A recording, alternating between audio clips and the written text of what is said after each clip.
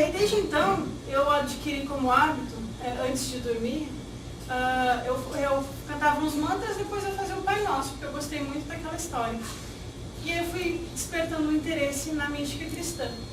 Quando a gente fala de mística, muitas pessoas falam assim, ele é místico, os cristais, a Cabala da Madonna, né, que falou ontem, né, a mística como se fosse uma coisa assim esquisita.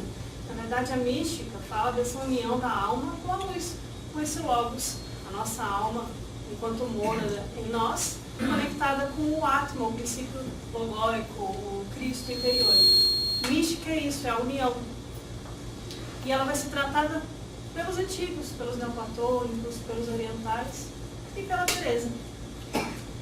Uma coisa que me desperta, me empolga na Teresa, é porque ela vive num período e numa região que parece impossível você ter alguma coisa espiritual.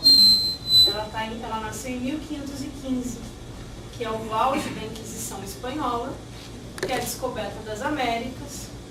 E a Inquisição Espanhola, a gente sabe que foi uma das mais duras, se não a mais dura da Europa.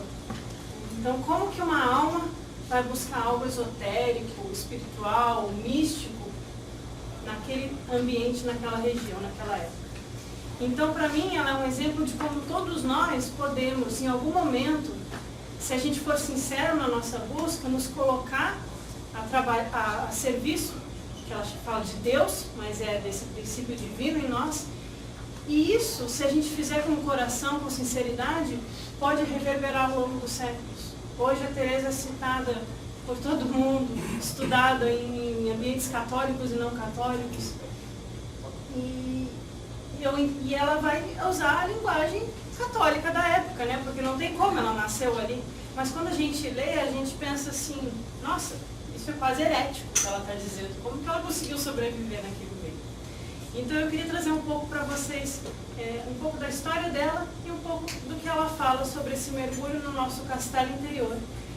Que ela dizia que a nossa alma é como um diamante, um vajra, um diamante que habita no nosso coração e ele está no interior de um castelo. E esse castelo tem 7 moradas, ou 7 camadas, ou 7 antessalas, sendo que a 7ª é o trono do rei, o trono do diamante, onde está a sua majestade também.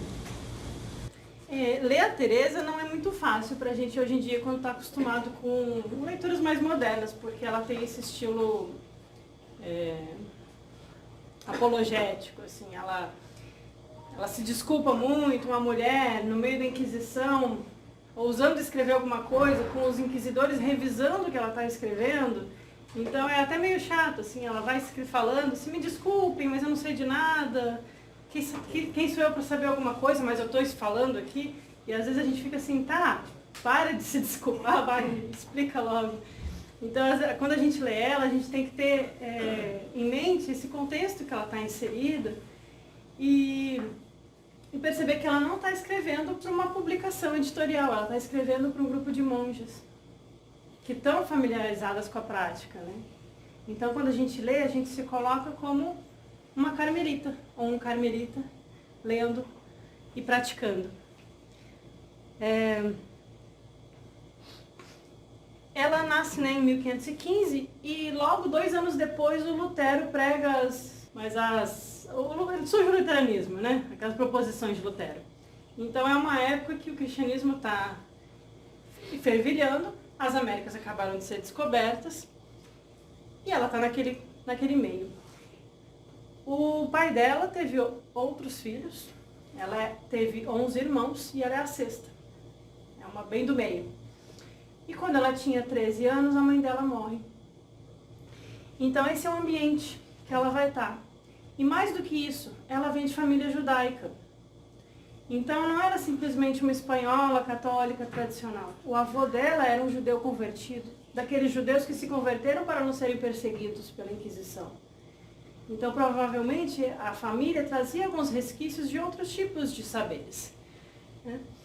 Quando ela era criança, é dito que ela gostava de brincar, de construir mosteiros de pedra com as pedrinhas do quintal. Ela e o irmãozinho dela, o Rodrigo, eles gostavam de brincar de convento, brincar de mosteiro.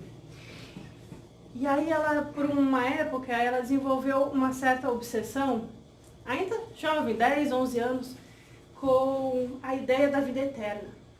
Era isso que cativava ela. Essa ideia de que há um para sempre. Seja um inferno, mas uma vida divina para sempre, uma libertação para sempre. E aí ela soube, por causa das invasões dos mouros lá no sul da Espanha, né, as cruzadas, que já tinham acontecido, né, mas naquela época na Espanha estava acontecendo algumas degolações, algumas coisas do tipo, que os mártires estavam morrendo no Oriente por professarem, né, a fé cristã. E ela achou isso muito interessante porque ela pensou, nossa, ao serem mártires, eles vão ter direito à vida eterna. Que fácil! Né? Não preciso fazer muito esforço, aqui eu vou lá, vou morrer, pronto, está resolvido. E aí diz que ela foge com o irmão dela, aos 12, 13 anos, põe a trouxinha nas costas e foge porque ela quer ir atrás da vida eterna para morrer como mártir cristã. E o tio dela pega eles na ponte e fala, voltem para casa, crianças. Isso não vai dar certo. Então, isso é narrado no livro da vida, que é o livro que ela escreveu a pedido. E logo depois, aos 13 anos, a mãe dela morre. E ela desenvolve uma profunda devoção por Maria, para preencher um pouco essa ausência da mãe, né? Uma casa muito grande, um pai viúvo, muitos irmãos, ela é uma irmã mais velha, já tendo que cuidar dos pequenos, não deve ter sido muito fácil. Então ela se volta à oração, à devoção por Maria, em busca de preencher essa ausência que ficou. Só que como todo mundo, e o que eu gosto quando a gente estuda os místicos, é que o que os místicos no geral dizem, São João da Cruz, São Francisco, outros, eles falam da experiência deles e é sempre a gente encontra algo em comum. Tanto com os místicos orientais também, os contemplativos, né? Sempre há algo em comum, porque a experiência não pode ser diferente se a luz que está em nós é a mesma, né? Então a experiência ela vai ser descrita com outras palavras, mas a gente sempre acaba encontrando semelhanças. E ao mesmo tempo são pessoas reais, são pessoas com dificuldades, são pessoas com defeitos, são pessoas muito humanas. Então, quando a gente lê Teresa d'Ávila, a gente não está lendo uma santa, porque ela só foi declarada santa bem depois da morte. A gente não está lendo uma doutora da igreja, que foi um título que ela recebeu porque ela era muito literata. A gente está lendo uma alma em busca do divino, com experiências difíceis, com defeitos, mas que tinha algo para passar, num período muito difícil da Inquisição. Então, uma das coisas interessantes é que um dos maiores defeitos dela provavelmente fez o que ajudou ela a sobreviver naquele ambiente. Porque ao se desculpar muito, porque ela, nos livros é sempre assim, ela está sempre se justificando, se desculpando, pedindo perdão, é uma humildade cansativa. Ao se desculpar muito, ela se coloca como não ameaçadora para os inquisidores. E o outro defeito que ela tinha, que vai aparecer agora na adolescência, né? A mãe morreu, ela se devotou a Maria, mas chega a adolescência, 15 anos, 16 anos, todos temos. O outro defeito é que ela era muito vaidosa. E ela gostava muito de ser apreciada, ela gostava muito de ser gostada, de ser querida por todos. Ela mexia nas coisas da mãe dela, que o pai dela não jogou fora, e ela descobriu que a mãe tinha joias, que tinha vestidos, aí ela ficava se emperequitando. Isso virou um problema para o pai dela. Imagina, 1500, a filha, ele viúvo com um monte de coisa para cuidar e a filha lá se enfeitando e se namorando dos primos. Ela conta isso, né, no livro dela. Então, por ela gostar muito de ser apreciada e ter essa postura muito humilde, os inquisidores talvez tenham pego um pouco mais leve com ela. Associado a isso, ela teve bons amigos espirituais, talvez, e alguns bons confessores que protegeram ela. Então, porque quando a gente lê a Teresa, ela está falando coisas que eram consideradas heresias, que você não precisa de um intermediário para encontrar Deus. Ela diz isso claramente. Mas de alguma forma isso passou. Numa época em que livros foram queimados, né? Então, bom, a mãe dela gostava muito de contos de cavalaria. E aí por isso talvez ela tenha usado um pouco a imagem do castelo, do rei, porque ela também adquiriu um gosto por essas leituras. Mas ela morava em Ávila, que hoje em dia Ávila é a muralha medieval mais bem preservada até hoje. É uma cidade belíssima. É aquela imagem de filme de fantasia de muralha medieval, com as torres redondas, os quadradinhos e a muralha protegendo a cidade. Então tudo isso estava na imagem que ela vai desenvolver no livro, né? Ela está dentro do seu tempo e da sua região.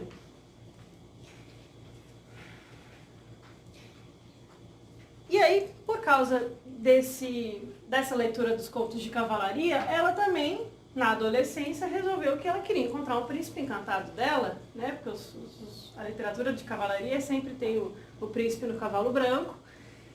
E ela ali, adolescente, bonita, né? Com as joias da mãe, começou a dar problema para o pai. Não problema no que hoje em dia a gente consideraria. É um toque de mão, uma olhadinha, né? E o pai notou que tinha alguma coisa acontecendo. O que eu vou fazer com uma filha minha se ela engravida antes de casar, né? E aí ele pega a menina e enfia ela no convento. E isso foi a salvação dela. Às vezes acontecem coisas na nossa vida que parecem tão ruins e de repente elas se tornam coisas tão boas, né? E ela conta que ao estar no convento, ela não tinha mais o que fazer, senão a voltar aos interesses antigos da infância dela. E aí ela conta que ela esqueceu essas coisas de ficar de namorico com o primo e voltou a se dedicar à oração. Só que ela ficou muito doente. E aí ela foi mandada para a casa de um tio, e esse tio tinha alguns livros. E dentre esses livros, haviam livros sobre os padres do deserto, sobre a mística contemplativa, sobre a meditação cristã. E aquilo foi mexendo com ela. Logo, ela passou 2 anos no convento, ficou doente e foi para a casa do tio. Logo ela se curou. E aí ela voltou a morar com o pai dela. Ele não queria que ela fosse freira, ele só queria proteger ela naquele momento de vida dela. E aí o pai, já com alguns filhos, tinham ido inclusive para as Américas. Aquele irmão dela que fugiu para morrer, ele morreu mais tarde no Chile. E aí o pai precisava de ajuda, ele precisava de uma filha mais velha, ela já tinha 20 anos, e queria alguém que cuidasse da casa. E aí ela passou 2 anos tentando cuidar da casa do pai dela. Mas ela queria ser freira. E aí ela conversava com ele não deixava ela voltar para o convento. E aí ela pegou os livros do tio, estudou os livros, argumentou com base nos livros que ela precisava viver a vida contemplativa e ele não deixava. Então um dia ela se juntou com outro irmão e os dois fugiram de casa de novo. E aí ela foi para o Mosteiro da Encarnação, que é um mosteiro que existe até hoje, lá em Ávila, e se internou lá, voluntariamente. E aí, aos 22 anos, ela declarou que gostaria de seguir a vida monástica. E que o amor dela por Cristo era maior do que a vontade de ter um amor por um homem, né? Só que a Teresa, ela se sentia muito pecadora, muito pecadora, né? E o ambiente no Mosteiro da Encarnação não era muito bom. Ele não era muito santo, né? O mosteiro, ele é só um microcosmo da sociedade daquela época. Tudo que tinha na cidade tinha dentro do mosteiro. A ganância, a fofoca, a divisão de classe social. Aquele mosteiro era um mosteiro onde as meninas iam para viver junto com as suas criadas. Elas levavam seus baús, suas roupas luxuosas, e as mais pobres tinham que mendigar comida. No mesmo mosteiro, as freiras não eram iguais. Então era um ambiente que não era espiritualmente saudável. E a Teresa, se sentindo muito pecadora, resolveu que ia se mortificar. E aí ela começou a fazer jejum exagerado, começou a basicamente fazer muito jejum e ela ficou muito doente de novo. 2 anos depois, ela voltou para a casa do tio dela. E para fazer ela se animar, ele fazia ela ler em voz alta para ele obras de um místico chamado Francisco de Osuna, que também fala sobre vida contemplativa. E o que ele ensinava é que era possível alcançar a Deus através da oração de recolhimento. Só que novamente ela ficou muito doente, 24 anos. Isso foi um processo. E ela chegou a entrar em coma. Abriram a cova, fizeram extrema-unção, mas o pai dela não deixou que levassem o corpo. O pai dela não acreditou que ela tinha morrido. Até que 4 dias depois ela abriu os olhos, mexeu um dedinho. Agora imagino, hoje em dia a gente tem a equipe de enfermagem, né? Naquela época as escadas no corpo que devia ser de ficar deitada, a dificuldade. Fiquei imaginando. Não fui atrás, não consegui descobrir qual era a doença. Porque eu fiquei, mas que doença é essa que foi tão... Não consegui descobrir. Mas aí aconteceu que ela ficou 3 anos deitada. E por 3 anos a única coisa que ela tinha era a companhia dos livros e a conversa. Aos poucos ela foi recuperando o movimento dos membros. E eu não sei, talvez ela tenha tido sonhos e experiências enquanto estivesse deitada, mas era unicamente a ideia daqueles livros que mantinham ela viva e interessada. E aí um dia ela se sentiu bem o suficiente e ela pediu que fosse levada de volta para o convento da Encarnação. Até que as freiras que moravam com ela abriram as portas do quarto e encontraram ela rastejando no chão. 3 anos depois ela conseguiu começar a voltar a ter força de vida. E essa força ela conta que foi por causa da inspiração, das orações de recolhimento e da vontade de viver uma vida espiritual. Então ela ficou finalmente saudável e aos 27 anos ela está de volta no mosteiro. Só que aí ela abandona a vida espiritual. Tá tudo resolvido, né? Agora tô bem. Bom, coisas que acontecem no nosso caminhar, né? A gente tem altos e baixos. Às vezes a gente abandona, às vezes a gente volta com fervor. E existe um momento que a gente vai ter que encontrar essa estabilidade. Mas não é fácil para quem está numa busca. Então ela abandona a oração. Claro que, assim, existiam as obrigações do mosteiro. 2 horas por dia tinha a oração da manhã coletiva e a oração do fim da tarde coletiva. Tinha a missa toda semana.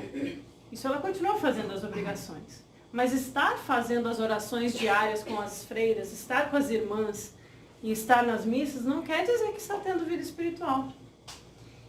Então, ela começou a se sentir mais livre, mais velha, saudável e começou a receber visitas. Vinha pessoas contar as fofocas da cidade, quem casou com quem. O mosteiro ainda era esse, que as mais ricas tinham chales bonitos, né? Roupas bonitas, mesmo sendo de freira, com detalhes bordados, as mais pobres não. As mais ricas traziam comidas gostosas, bolinhos de limão, né? Biscoitos de aveia, e as mais pobres tinham que mendigar na rua. Então ela via isso acontecendo, mas não estava tocando ela nesse momento. E ela ficou envolvida com as visitas e as frivolidades do mundo. Ela fala que por um tempo ela tentou viver as 2 coisas ao mesmo tempo.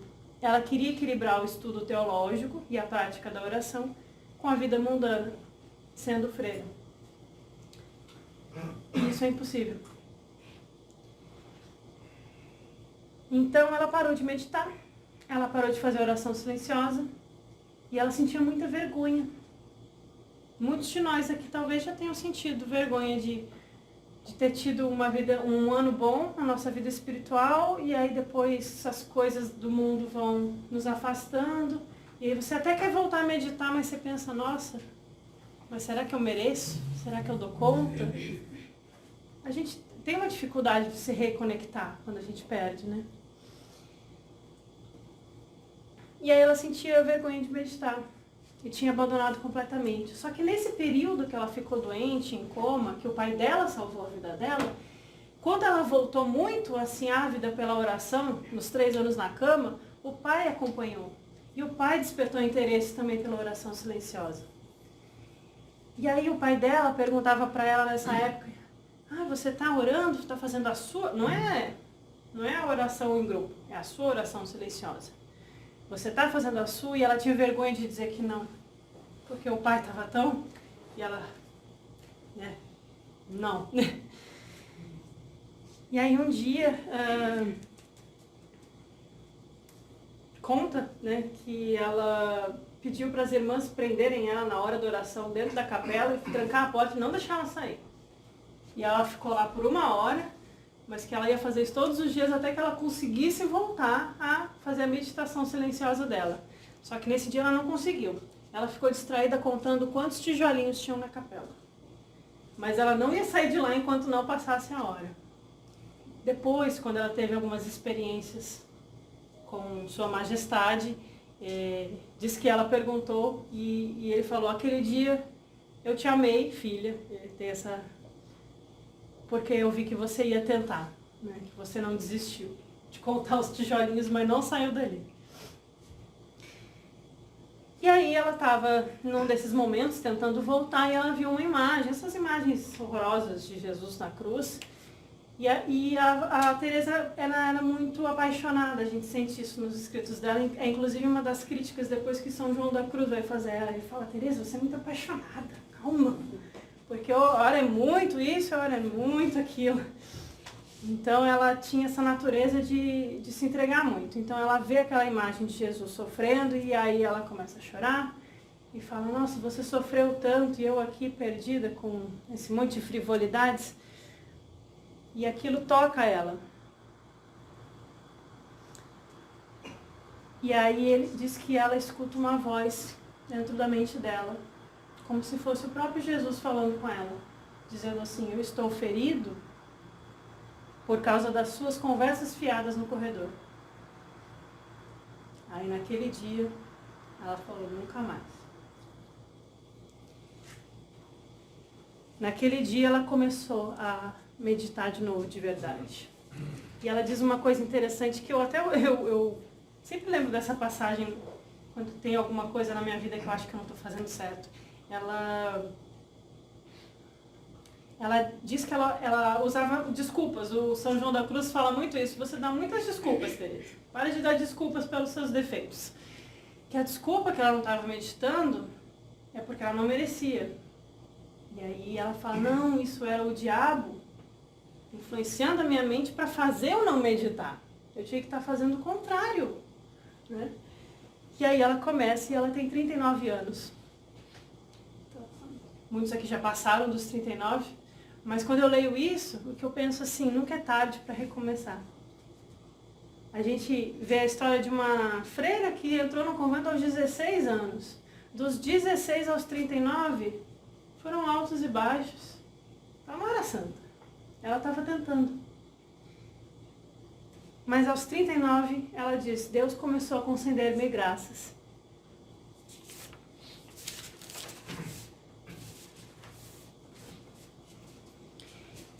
E aí uma das coisas mais importantes das experiências dela foi essa compreensão de que não há necessidade de intermediários para Deus.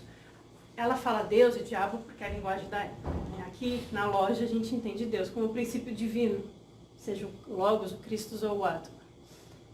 E como os gnósticos dizem, lá nos apócrifos cristãos, o diabo pode ser o nosso falso espírito, que é tudo aquilo que nos instiga a paixões, a vícios, a pecados, aquela nossa natureza ignorante, apegada ou com aversão no budismo, que faz a gente cometer erros. Então, quando ela percebe que não há necessidade de intermediários, ela mergulha na oração e começa a ensinar isso para as amigas mais próximas. Só que aí todo aquele ambiente do convento, de frivolidade, de fofoca que vem trazendo do mundo externo, de diferença de classe social, ela começa a pensar, elas não estão levando a sério o Evangelho. Eu quero seguir o Evangelho e aqui eu não estou conseguindo. Não existe silêncio, o ambiente é impróprio e as pessoas não estão preocupadas com o Cristo de verdade. E aí ela vai para a Madre Superior e pede, eu quero fazer uma reforma aqui no convento. Só que era um convento de 300 freiras, não era um conventinho. Era basicamente uma mini sociedade ali dentro. E aí não aceitaram a proposta dela. Então ela decidiu que ia sair, pediu autorização, nessa época você tem que ter autorização papado, sei lá. E ela decide sair e fundar um outro convento, as Carmelitas Descalças. E o primeiro convento que ela cria é o convento de São José, porque ela era devota de Maria e de José também. Quando a gente lê sobre as Carmelitas, ou sobre a Teresa, tem livros, Teresa, a grande mística espanhola, a gente pensa numa coisa grandiosa. Mas, novamente, o que a história dela me ensina é que uma pessoa, ou poucas pessoas juntas, quando trabalham com sinceridade, com verdade, e com uma conexão com o divino, e com a ajuda, talvez, dos seus superiores, elas conseguem perdurar ao longo dos séculos. O que elas fazem cresce, fortalece, se espalha e continua.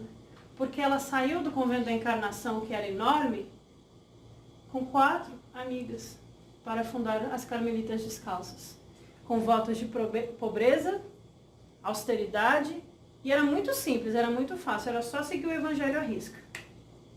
Lá não haveria diferenças entre elas, e o objetivo principal era a prática constante da oração. E a subsistência, elas iam ter que se virar. Não tinha mais essas coisas de doações, de famílias ricas para conseguir ter domínio ali naquele meio.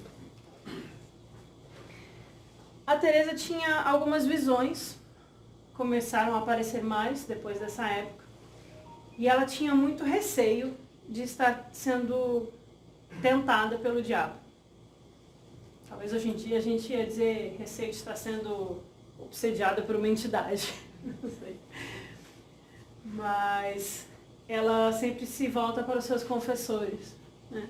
A mulher medieval, ela não tem muita voz, principalmente na Espanha. Então ela sempre busca a confirmação com os confessores, um pouco por resguardo, um pouco por segurança. Mas quando ela conta para eles as suas visões, alguns acham que ela está sendo obsediada pelo diabo e outros acham que ela está imaginando. E ela se sente profundamente sozinha, sem ter com quem conversar essas coisas. Ninguém ajudava ela. E ela ela era muito crítica. Então ela começou a se auto-investigar para ver se era real ou não. E aí ela concluiu que eram reais, depois de algum tempo. Diz que o mestre aparece para ela mostrando primeiro só assim, ó, o bracinho, para não assustar. Depois mostra o pé com um pedaço da roupa. Tem uma passagem muito bonitinha que diz que ela estava descendo uma escada do convento e ela vê um menino. E aí o menino pergunta, quem é você? E ela fala, sou Teresa de Jesus. Porque Ávila é como a gente chama hoje, né? Chama Teresa de Jesus. E você quem é? Sou Jesus de Teresa. E aí ele some. Então tem alguns momentos assim. E ela disse que ela concluiu que eram experiências reais porque essas experiências transformaram a vida dela positivamente. E encheram a alma dela com uma sensação de profundo amor. Então isso não poderia ser obra do diabo, ela disse. Então ela começa a ensinar.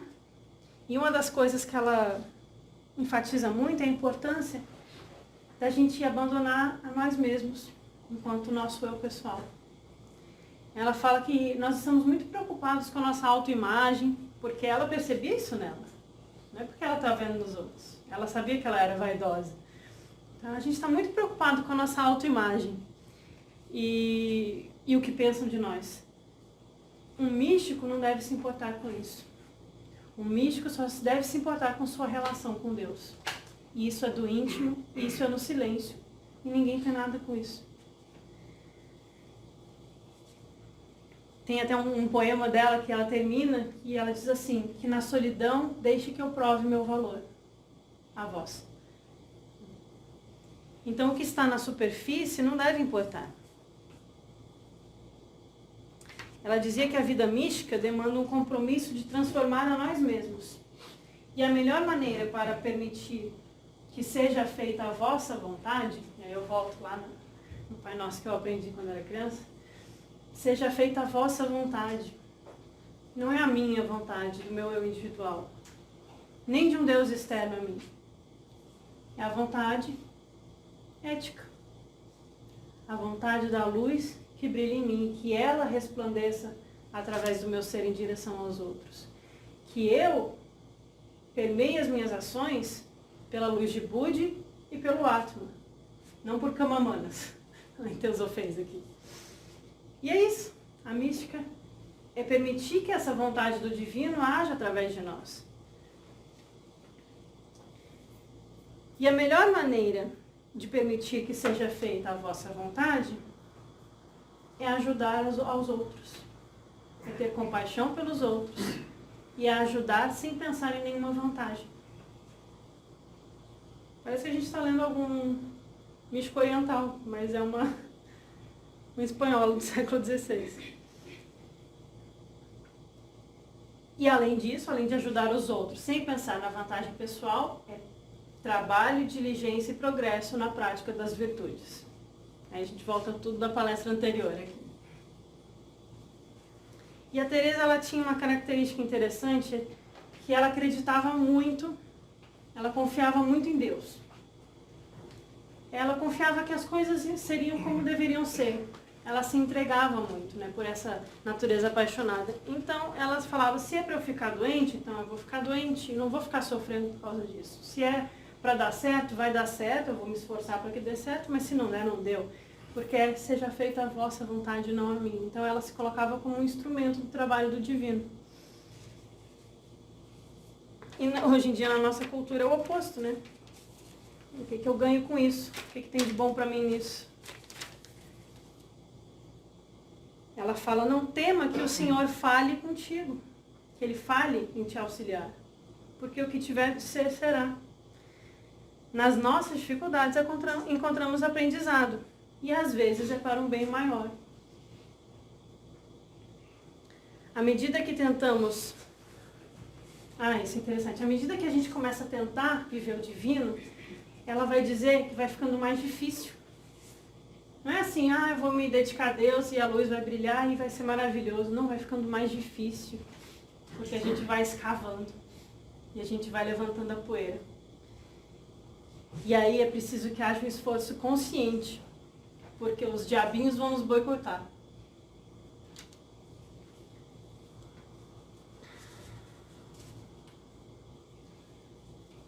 Então, no convento das Carmelitas, elas viviam com extrema pobreza, era realmente uma vida muito simples.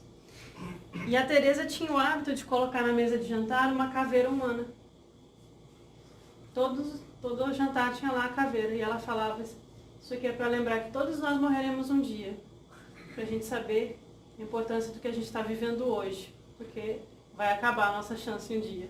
Porque ela tinha um interesse muito grande pela morte, né? Ela quis ser mártir na infância e tinha essa caveira, e em um dos poemas dela, infelizmente ficou no PowerPoint, mas ela fala,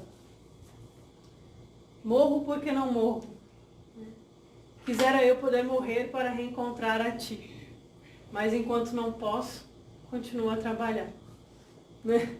Ela tinha esse desejo de morte, mas que não era mórbido, era de reencontro da alma, né? E alguns dos votos das carmelitas, né, tinha o voto de pobreza e tinha o voto de oração constante. Aí a gente pensa assim, oração constante, para eu pegar aquele mala de 108 contas e ficar, né? É 108 no terço também? No budismo é 8, né? Não sei. Mas a gente fica lá contando, rezando, né? Aí bate papo, fica rezando. Isso não é oração constante, né? Oração constante, ela é a lembrança do divino em nós o tempo todo.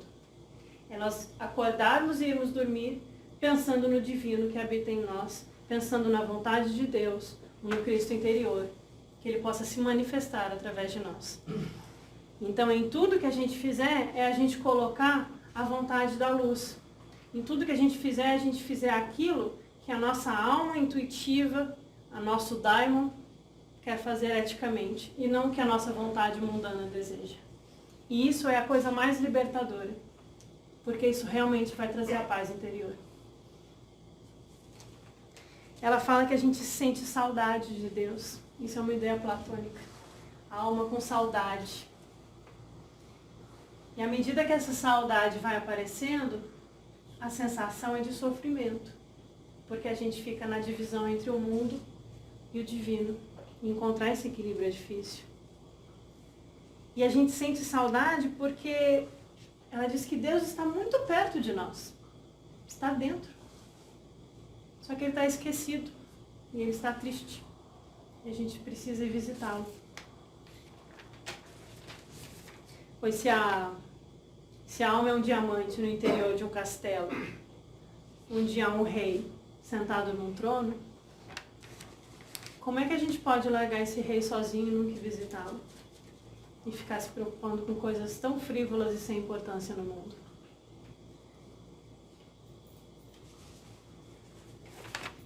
Estou me perdendo aqui.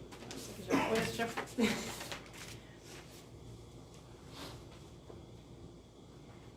Então ela fala que a oração não é sobre uma técnica. E não é verbal, não é falar coisas.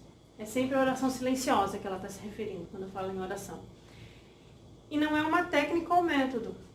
Antes de tudo, para dar certo a oração, a gente precisa de 3 virtudes: amor, desapego e humildade. Parece com outros sistemas, se alguns de vocês já tiverem lido outros parecidos. Tenho certeza que vão identificar. Então, há um esforço sincero de uma vida reta e virtuosa. Então, amor é compaixão pelas falhas dos outros.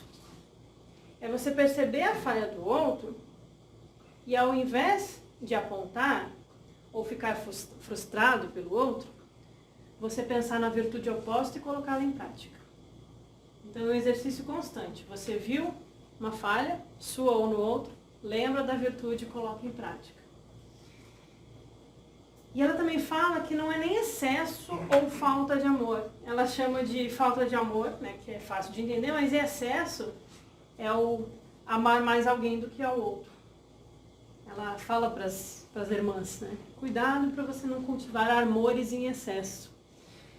E também excesso é quando você ama outros mais do que a Deus. Aqueles a quem o Senhor dá conhecimento, gnosis, amam de forma diferente. Esse conhecimento é sobre um outro mundo, um mundo que é eterno. Esse mundo de cá é como um sonho. Palavras dela, não de Platão. É um desperdício de energia colocar o nosso foco no sonho e não no eterno. Então prestem atenção apenas no que é eterno e aquilo que nos aproxima de Deus dentro de nós. Para ajudar nessa prática, mantemos a constante lembrança de que tudo é vão, tudo é impermanente e tudo chegará ao fim. Nós nos desapegamos daquilo que é trivial e focamos no eterno. E ao fazer isso, quando a gente muda o foco do sonho para o eterno, Sua Majestade ajuda. Nas cartas dos Mahatmas, eles dizem: quando você se coloca no nosso caminho e deseja servir e pensa sobre nós, e honestamente deseja seguir essa senda espiritual, nós percebemos, toca uma campainha, bate aquele sininho assim, tem alguém aqui querendo acordar. Então, à medida que nós nos colocamos, a Majestade pode escutar. Mas se a gente não faz isso, não há milagre que aconteça. E ela coloca o desapego e a humildade como coisas conjuntas, né? O desapego e a humildade juntas, eles conseguem facilmente, ela diz, lutar contra todos os demônios e até entrar nos piores infernos. Pois se a pessoa não teme nada, se ela é humilde e desapegada, ela não teme enfrentar os demônios e os infernos, porque ela está com Deus. Ela não se importa de perder as coisas, ela não se importa de adoecer, ela não se importa de ter um prejuízo financeiro, ou de ser mal vista pelos outros, porque ela só faz a vontade do divino que habita nela, ou do mestre. Quem é humilde não liga para o eu.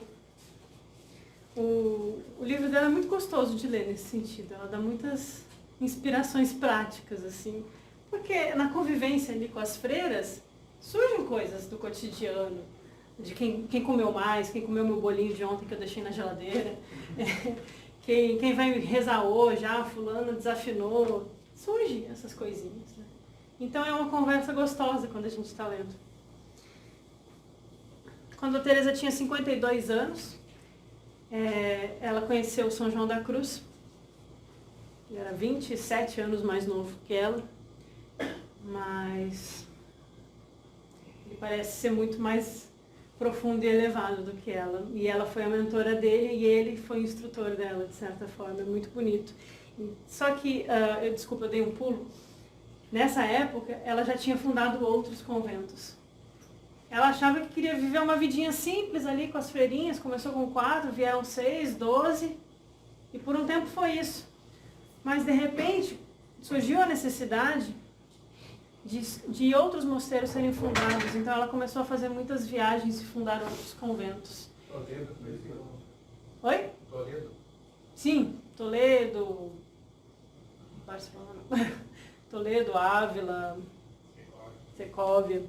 18 conventos em 20 anos. 18 conventos em 20 anos. Obrigada pela informação. Assim.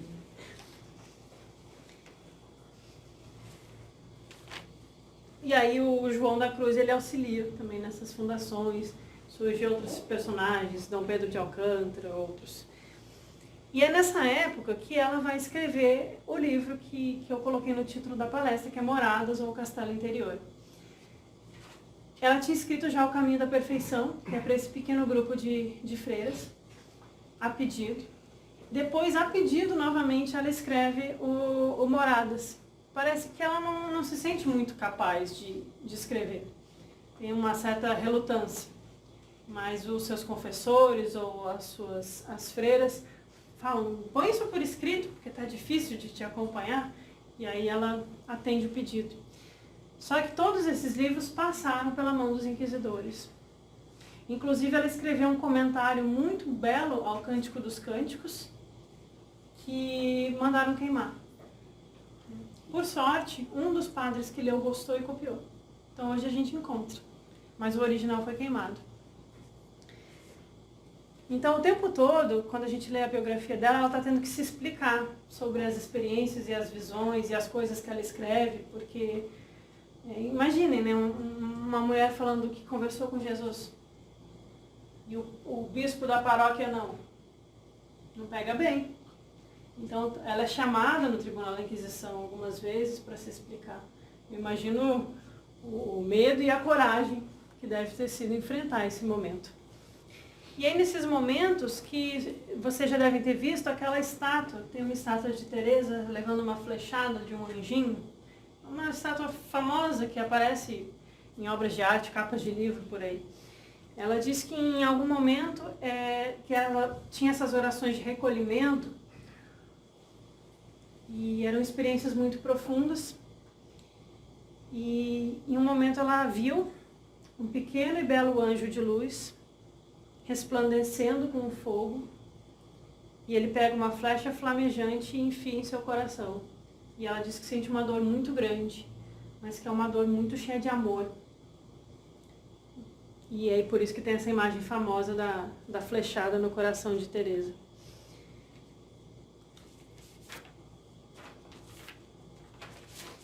E ela fala que para a gente chegar à oração, existem 4 estágios.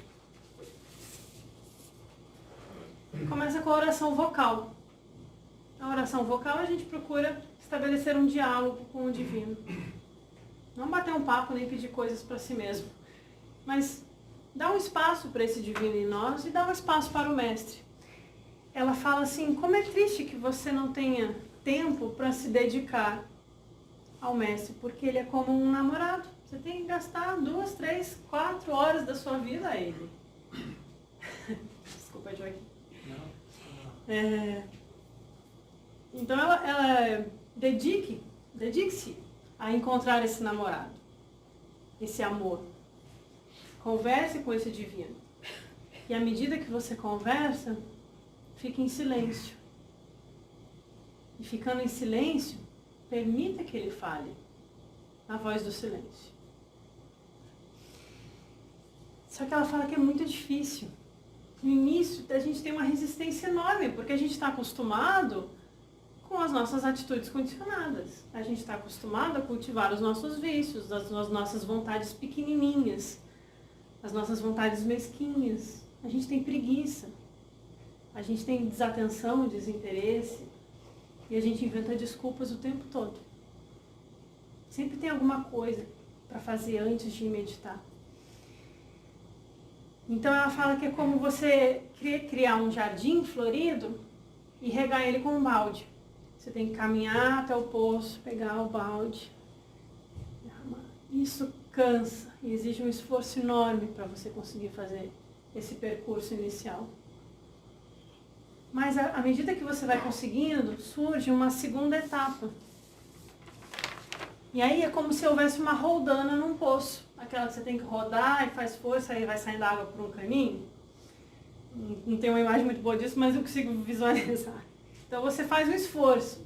Vai lá, mas você não tem que mais ficar carregando o balde para lá e para cá. Então já sai um pouco de água. A água aqui é a água divina. É a água da vida. A água do Cristo interior. Na terceira etapa da oração interior, é como se essa água viesse por um aqueduto. Tem uma construção e ela vem aos poucos. E na última etapa, é uma chuva torrencial que derrama, inunda e rega todas as flores do nosso jardim.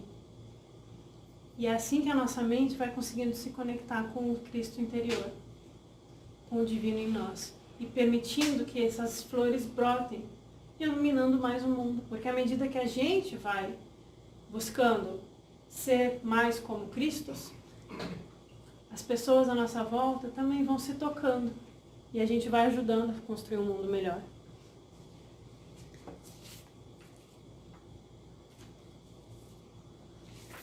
Bom, como está o tempo? Não sei se vai dar um tempinho.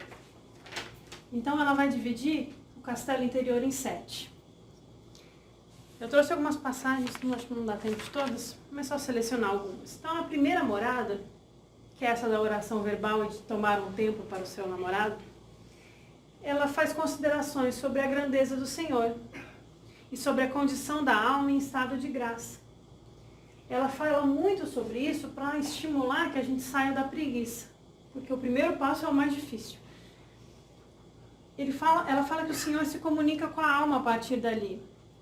E a gente deve entrar nesse castelo pela porta da oração. Que não existe vida espiritual e vida interior sem a vida da oração silenciosa. Porque essa é a porta do divino. A porta é a meditação. É necessário antes uma reflexão. É muito bom, ela diz, é sumamente bom entrar primeiro no aposento do conhecimento próprio, antes de voar aos outros. Ter calma. E entrando aos poucos. Tratemos de progredir no primeiro aposento, aprofundando o conhecimento de nós mesmos. Saindo da vida automática, a gente começa a olhar para dentro, porque a gente quer buscar a virtude e se dedicar a uma vida espiritual. Se não procurarmos conhecer a Deus, jamais acabaremos de conhecer a nós mesmos. Não é o Evangelho de Tomé. Teresa falou. E aí, quando você consegue começar essa prática, sair da oração verbal e começar autoconhecimento, não gosto muito de usar essa palavra, mas é isso, a gente consegue ir para a segunda morada. São 7. Estamos entrando na segunda. Na segunda, a alma precisa lutar. A segunda ela é difícil. A segunda é aquela porta que a gente abre, olha tudo bagunçado e fala, amanhã eu arrumo. A segunda é aquela reforma que a gente não quer fazer em casa. A alma precisa lutar para adentrar-se mais, pois o Senhor chama. A alma começa a ter saudade. A gente começa a ouvir os gritos de Sofia lá no fundo, a Sofia Intuição. Diz, vem me escutar. Mas as forças do mal fazem guerra. Porque quando a gente começa a escutar, as outras forças também começam a tentar não perder o seu time de campo. É necessário perseverança. É para as pessoas que já percebem um pouco mais a importância de ir ao interior. A segunda morada é uma morada que leva ao sofrimento. E ela dedica boa parte do capítulo a avisar isso às freiras. Vai doer, mas continua. Tem que ser corajoso para escutar o chamado da alma. Ela chama que é preciso de uma determinada determinação. Uma víria, assim, tá? Ser muito determinado para conseguir passar da segunda morada. Terrível é a guerra que aqui fazem os demônios. Os tormentos são muito maiores do que na sala anterior. É quando a gente começa a meditar, e a gente que antes se achava tão bom, pacífico, legal, gente boa, a gente descobre o poço de vício, de defeito, de coisa ruim que tem dentro de nós. E aí a gente não quer olhar. Os tormentos são maiores. Porque antes, na sala anterior, a alma era surda e muda. E se ela não ouvia, ela não tinha desejo de falar. Na segunda morada, o intelecto está mais vivo. Você começa a compreender mais. E as faculdades são mais hábeis. Os demônios põem-se a representar como cobras, os prazeres mundanos como sendo quase eternos. Então você começa com uma aspiração espiritual. Você fala, vou meditar. Aí você começa a meditar. Aí na hora que você começa as outras coisas. Ai, aquela pessoa que eu não falo faz tempo. Nossa, eu queria tanto ir naquele lugar. E aqueles prazeres, e as viagens, né? Tudo que a gente gosta começa a querer chamar a nossa atenção. Os prazeres mundanos parecem ser eternos. Começamos a relembrar os amigos, os parentes, a estima que as pessoas têm por nós, as mensagens no WhatsApp. Surgem 1000 e outras dificuldades imaginárias. E é quase sempre nessas moradas que começam a aparecer os desejos de fazer penitências, como ela tinha feito lá atrás na vida dela. E foi um erro. Porque a gente fica envergonhado e aí a gente quer se auto-mortificar, mas isso também não ajuda o caminhar espiritual. A vergonha deve vir com uma mudança de atitude interior, uma transformação, a vontade de se arrepender e fazer melhor, mas não para auto-mortificação. Nessas aflições, a alma não sabe mais se vai adiante ou se volta, porque dá medo nesse momento. Por outro lado, a razão lhes faz ver o engano que está em dar valor às coisas humanas. Então a gente começa a ter aqueles longos diálogos interiores, que um lado nosso quer muito uma coisa, mas a alma e a razão diz não é por aí. A razão faz ver o engano em comparação ao sumo bem, ao qual a alma aspira, que é muito mais importante. E aí ela diz, a fé sem obras, que valor pode ter? Se essas não estiverem unidas ao merecimento, o que valerão? Sem a oração, a reflexão e a meditação, quem nos vai estimular a amar o Senhor? Sempre exortando que a gente nunca deixe de meditar. Na terceira morada, na segunda vai aparecer cobras, né? Venenosas. Na terceira morada é a oração de recolhimento. Então a gente começa com a oração verbal, o autoconhecimento na primeira. A perseverança e a autopercepção na segunda. E o recolhimento dos sentidos, a humildade e a persistência na terceira. Na terceira, a alma deve andar vigilante e atenta. Vigilância constante durante a meditação. Igual a meditação budista. Não é necessário ser monja, como nós, para estar no caminho do Senhor. Herética. Não é necessário nem ser cristã. É necessário submeter-se à prova. O principal não consiste em castigar o corpo com austeridades. Quando eu falo em caminhar, em acelerar o passo, eu falo em andar com grande humildade. Sabeis que o mal dos que não vão adiante está na falta da virtude. Então, o grande empecilho nesse momento é que quando você vence aquelas grandes dificuldades da segunda morada, que você tem vergonha de si mesmo, você vence, aí você vai para a terceira morada, e você fala, sou bom, venci. E aí o problema, a falta de humildade vai fazer você estancar no seu caminho. Com sentimentos humildes e inegoístas, chegaremos ao estado sublime. Sem eles, ficaremos a vida toda no mesmo lugar, entre 1000 sofrimentos e misérias. Na terceira morada, o Senhor, justo e também misericordioso, não deixa de pagar, dando sempre muito mais do que merecemos. Ela disse que às vezes ela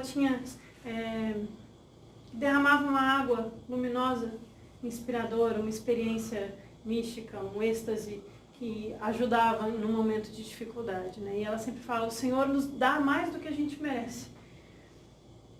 Concede-nos contentamentos incomparavelmente maiores do que as distrações e os prazeres da vida.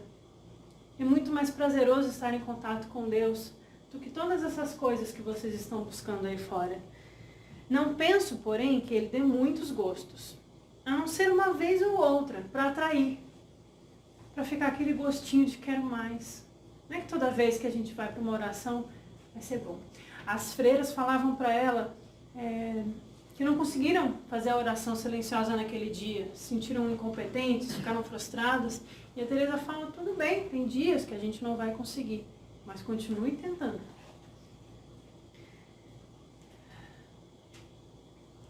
Então ele dá essas gotas de experiência espiritual para nos atrair.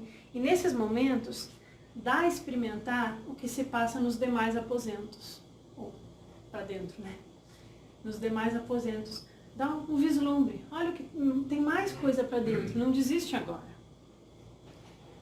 A comunicação espiritual com aqueles que já estão desapegados de tudo é de enorme proveito para conhecermos a nós mesmos. Ela está instigando que a gente busque auxílio e comunicação espiritual com aqueles que já se desapegaram de tudo. E aí, chegamos na quarta morada, a oração da quietude. Conseguimos alguma humildade, não desistimos e continuamos. E aí surge a serenidade. Os répteis venenosos, as cobras, eles raramente penetram nessa morada. Quer dizer, os nossos vícios mais grosseiros, aquelas atitudes mais cruéis, maldade, aquele egoísmo mais mundano, a gente já conseguiu vencer um pouco. Então esses não penetram nessa morada. As meditações nesse aposento levam a receber as consolações do Senhor. Então, às vezes existem alguns vislumbres do divino em nós nesse momento, mas a gente não deve buscá-las como objetivo da oração. O mal está em supor que tudo consiste em pensar só em vós. O mal está em pensar que tudo consiste em ficar pensando no Senhor. Não nos lembramos que haja necessidade de consultar alguém. Então, surge uma certa arrogância, talvez. O resultado é passarmos terríveis trabalhos por não nos entendermos a nós mesmos. É um recolhimento em que consiste em estar a pessoa às escuras. Não é cerrar os olhos e nem alguma coisa exterior, mas é preciso estar às escuras. Feche os olhos e busque a solidão. Tem o Plotino, neoplatônico, falava isso. A união com o uno divino é estar a sós com o solitário. Sem artifícios humanos, parece que se vai construindo um edifício para a oração. os nossos sentidos e as coisas exteriores vão perdendo importância. E a alma vai recuperando os seus sentidos perdidos, os sentidos da alma, a intuição, aquelas capacidades adormecidas, elas vão voltando a nos dar força para agir no mundo. Dizem que a alma entra dentro de si mesma. Buscando a Deus no íntimo da alma, o encontramos com mais proveito do que nas coisas externas. Bom e excelente é o modo de meditar que se baseia nessa grande verdade. Deus está dentro de nós mesmos. Há muita coisa que podemos fazer com a ajuda de Sua Majestade, até onde permite a nossa miséria. Então, há muita coisa que precisa ser feita no mundo. As atividades interiores são suaves e pacíficas. Elas não devem ser deixadas de lado por causa das atividades exteriores, elas devem andar juntas. E aí a Teresa fala da preocupação que a gente fica ao meditar de não pensar em nada. Já sentiram isso, né? Eu não posso pensar em nada. Aí se concentra na respiração. Aí a respiração começa a ficar descompensada, porque em vez de pensar, se concentrar nela, você está tentando controlar ela. E aí você pensa, não vou pensar no macaco. E você pensa no macaco. Então ela fala, a gente pensa muito quando se preocupa em não pensar em nada. Então não é sobre tentar não pensar, é sobre ficar em silêncio para se abrir para Deus e permitir que Ele fale através de nós. É mais um permitir do que um tentar fazer algo. Há uma experiência mística porque o Senhor se comunica com a alma desde o interior e isso produz um estado de bem-aventurança. Embora muitos répteis venenosos não entrem nessa morada, ainda há umas lagartixinhas que entram nos cantinhos e distraem o nosso objetivo. Aqueles pensamentos que vão e fazem a gente perder o foco. Aqueles defeitinhos que a gente ainda tem que vão instigando para que eles voltem a se manifestar. Apesar de elas não causarem muito dano, essas lagartixinhas, especialmente quando a gente não presta atenção nelas, né? Quem praticou meditação aqui sabe o que ela está falando, né? É quando a gente não agarra aquele pensamento que está passando. Deixa ele lá. Elas são coisas que importunam e procedem da imaginação e elas vão passar. Então, a gente conseguiu a oração da quietude, deixou a lagartixinha passar, entrou em serenidade, entrou em silêncio, em estado de chamado. E aí chega a quinta morada, que é a oração de união, a contemplação. E a coisa fica mais profunda. As 3 primeiras moradas é um processo de purificação, de ascese. A 4ª e a 5ª é um desenvolvimento para conseguir ir mais profundo. E a 5ª a coisa vai ficando mais séria. Na 5ª, a união entre o Senhor e a alma se dá no profundo do ser, Teresa diz. Há uma espécie de morte da alma que se entrega ao Senhor. É como na linguagem teosófica, a gente fala que Budi está no coração e Atma, segundo a carta dos Mahatmas, está no centro da cabeça. Tá? Mas não tá, né? Se tá aqui é só uma força da linguagem. Quando Budi se abre, quando o coração se abre, como um cálice para receber a luz que o Senhor derrama, há uma morte da alma que se entrega ao Senhor. Aqui estamos de todo adormecidas, profundamente adormecidas a todas as coisas do mundo. O mundo não importa mais. E também nós mesmos, como indivíduos, não importamos mais. Durante pouco tempo dura essa união. É um vislumbre. A alma fica verdadeiramente como fora de si, sem sentidos. Como no Evangelho de Mateus, Jesus fala, entrando em teu quarto, fecha a porta dos sentidos e em silêncio ora ao Pai que está no segredo. É isso aqui que ela está falando. Ela tem um comentário à oração ensinada por Jesus, é muito bonito. Nessa morada, Não é possível pensar, nem querendo. Há um silêncio absoluto. Nem é preciso prender a imaginação com artifícios, não é preciso botar mais um foco meditativo, que cada vez que você pede, você precisa voltar para ele para fazer a prática da meditação. O silêncio foi estabelecido. Está como quem morreu inteiramente ao mundo para viver em Deus. Nessa morada não penetram lagartixas, por mais delgadas que sejam, porque não há imaginação, nem memória, nem intelecto. Deus está em todos os seres por presença, potência e essência. A alma pode alcançar outro modo de união, mais divino que esse, e para isso é importante o amor ao próximo. Esse é o próximo passo. Sem isso não há. Havendo caridade, alcançaremos Sua Majestade e a divina união. Na oração de união, Sua Majestade concede um encontro. Aproxima-se de si, mas é só uma entrevista, que dura pouco tempo. Aqui é a contemplação. A gente contempla o divino em nós. Na quinta morada. Na sexta morada, a gente tem o noivado espiritual, ou a união, que é a união mística, que os místicos falam. O Senhor fala à alma, muitas vezes, juntamente com o que se ouvem, compreende-se muitas outras coisas que não são comunicadas sem palavras. Então há uma abertura para a intuição. Tudo se passa no mais íntimo da alma. As palavras do Senhor ouvem-se muito claramente e muito em segredo. O próprio modo de as entender e os efeitos operados na visão asseguram e convencem que ali o demônio não tem parte. Então ali mal algum consegue entrar. Você está vibrando, resplandecendo na pura luz divina que habita dentro de você. Se Deus habita em nós, claro está que alguma dessas moradas é como um camarim celeste.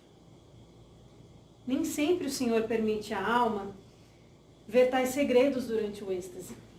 Algumas vezes, Ele gosta que a alma saia da absorção e veja de passagem o que se encerra naquele aposento. E ali grandes segredos podem ser revelados.